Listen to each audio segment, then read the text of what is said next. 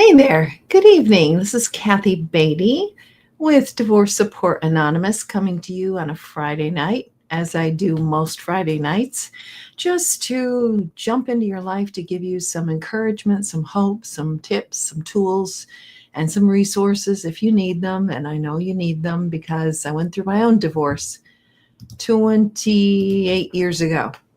So, been there, done that, and have done a lot of growing and healing over the last 28 years. And a lot of that was due to the divorce itself. So, I'm in this work. I have written 5 books on divorce. I am a divorce coach. I'm a mediator, domestic mediator appointed by the court. And of course, I hold support groups. So I've been doing this for 20 years, have worked with hundreds of men and women as they go through the journey of divorce, and want certainly to be here for you if whatever need you have as you go through divorce. So many of you are aware of a workbook that I have that is free, a free download. Looks like this: seeing your attorney for the first time. If you're not using an attorney, it's going to guide you on what to do with the courts and the paperwork to fill out, the forms, what to know, what not to do, what to do. All of those things are in that workbook. So it is a place to start if you have not yet started the divorce process. Today's title: Do the Emotional Hard Work During and After Divorce. No one wants to hear that. We're in so much pain. It's not like we want to lean into more work or more stress or more things to work, to deal with, to worry about, to discuss. It's just, and hard work is the right term because it is very hard work as you're going through this. It takes an emotional toll on all of us. So I have 3 points here that I want just to share with you to give you some thoughts. And let me just say this: point number 1, there is no way around the work of divorce. Pay it now or pay it later. Healing is essential. You think, I'm just going to stuff these feelings. I'm not going to deal with them. They will disappear. I will push them and crush them hard inside of me. They will disappear. They will not be there. And I will go about my merry way. It does not work that way. It does not. Divorce is too damaging. It is the trauma that changes you forever. But here's the good news: it can change you in a good way if you do the work. So many people go through their divorce, they think, oh, the answer to my life is the next relationship. They do this before they're healed. They jump into it. They hurt themselves further. They hurt their kids further. They are still, when that's all dissolved and ready, they're still facing the hard work that has to be done as you go through divorce. The sooner you do it, the better. What do I mean by hard work? Let's talk about that. And that really is point number 2 and 3. Number 2, you have to teach yourself how to be honest with yourself. And that's hard work. What do I mean? You say, I've always been an honest person.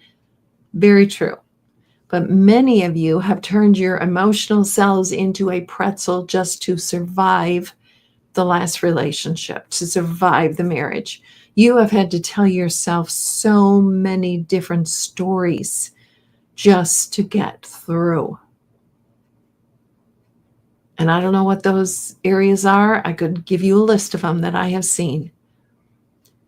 But now is the time to stop rationalizing. Now is the time to really listen to your heart and to your soul and to understand what is going on in your mind and heart. You think, how do I do that? You cannot do that alone. If you do that alone, it is just your voice going around in your head. It's not someone else who's giving you a connection and an opportunity to be witnessed and to be heard. We talked about that some last week, about the importance of being witnessed. It's bad enough that you go through the trauma you go through, but if you're not having someone who witnesses and says, I see you, I see what you're going through, I hear you, I hear your pain, and I want to be here for you. That is so essential. It's hard to be honest with ourselves. It's hard to say what's really going on in our mind and heart because we've had defenses up for so long. You're going to need help with that. You're going to need help with that. Point number 3, see a therapist to help you grieve, or someone who can be a true confidant to you. Therapists are trained. They know the right questions to ask. Or a life coach, if you have a really good life coach. I do some life coaching. I think it's pretty good, but I do some life coaching. But you need someone who's going to guide you through this process. A true confidant. Someone to help you grieve. Someone to help you be honest with yourself. Someone to give you hope. Ask you questions so you can articulate, you can release, you can start to understand what's going on. The need to talk is so real and so important here. The need to be witnessed, the need to be understood. For someone to affirm you in what you're feeling. So there is a lot of hard work in divorce. There's hard work in mediation. There's hard work. And even that, when you go into mediation, I always tell people this is as hard and cold as it sounds, this is a business transaction.